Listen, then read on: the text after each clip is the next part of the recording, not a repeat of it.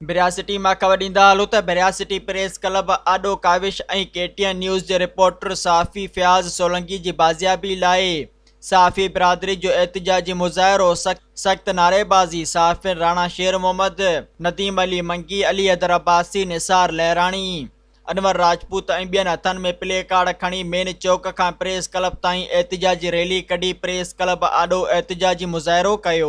उन मौक़े ते हिननि जो चवणु हो त हिंगोरजा जे सहाफ़ी फयाज़ सोलंकी खे 8 ॾींहं अॻु हिंगोरजा भरिसां लिंक रोड तां धाड़ील संदसि मोटरसाइकिल छॾे अगवा करे विया हुआ, जॾहिं त संदसि वारिस हिन जी ॻोल्हा कंदा रहिया। गुज़िरियल ॾींहुं धाड़ेलनि पारां सहाफ़ी फयाज़ सोलंकी जा हथ ॿधी संदसि मथां तशदुद करण जी वीडियो संदसि सोशल मीडिया जे अकाउंट तां वायरल कई वई आहे ऐं 1 करोड़ रुपया भुंग तलब कयो वियो आहे। हिननि चयो त सहाफ़ी अवाम जो आवाज़ हूंदो आहे जेको ग़रीब ऐं बेपोच माण्हुनि जो आवाज़ बणिजंदो आहे। फयाज़ सोलंकी हिकु बहादुर बेबाक सहाफ़ी आहे। गुज़िरियल ॾींहं खां सिंध जा सहाफ़ी सरापा एहतिजाज बणियल आहिनि, पर हिन महिल ताईं हुकूमत सिंध पुलिस कानून लागू कंदड़ इदारा धाड़ेलनि खां सहाफ़ी फयाज़ सोलंकी खे आज़ाद नाहे कराए सघिया।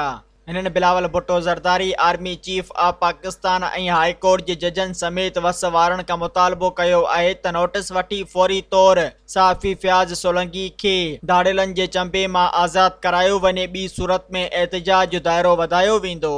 सब्सक्राइब कयो अवामी न्यूज़ HD खे ऐं ताज़ा तरीन ख़बरुनि लाइ ॾिसंदा रहो अवामी न्यूज़ HD।